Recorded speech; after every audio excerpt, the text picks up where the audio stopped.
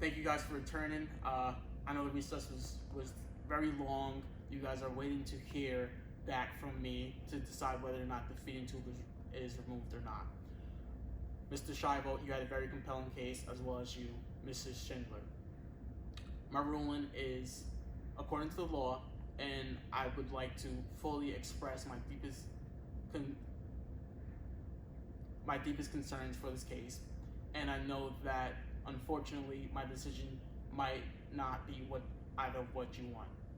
I am ruling to remove the feeding tube, and there'll be no reversal. I know there has been a constant back and forth battle between the courts, the justice system, and it has not always been in favor. It's been a long 10 years, and unfortunately, I'm sorry that it took this long to come to a final decision.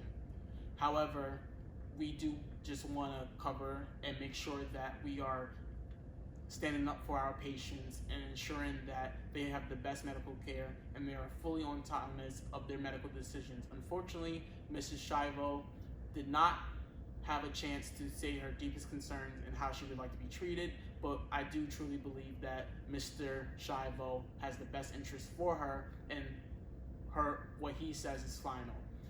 She would not want to live on a feeding tube, and her current condition is not acceptable to her standards. And going with that, it has been a great injustice against her for the courts to keep it for so long, and we want to have a fair distribution of these scarce resources in this hospital bed, and we want to make sure that we aren't just abusing the system just because we can. And we want to have compassion and be sympathetic towards her case, and knowing that she would not want to live like this. It has been unfortunate that this has happened. However, in future cases, we should not keep people on feeding tubes if they do not want to, and has already been stated by both the patient and the husband, wife, or whoever knows that patient best. And although we do want to do good, and removing the tube may do harm, that is something that the doctors had already considered, and that if the feeding tube was removed, that she would not feel any pain. She will pass within 7 to 14 days, and when she does, I'm sure she knows that she made the best decision for herself, and that her husband stood up to her after all these years, and she can finally move on, and both the parents of Mrs. Shivo as well as the husband can now move on to their future. And we just want to be responsible for those who may not be able to fight for themselves and are in an unconscious vegetative state.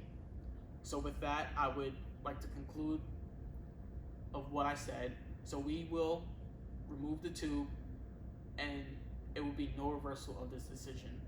I thank you all for coming in today. I heard compelling arguments. I know it may not have been what you guys wanted to hear. However, according to the law, this is what we will follow.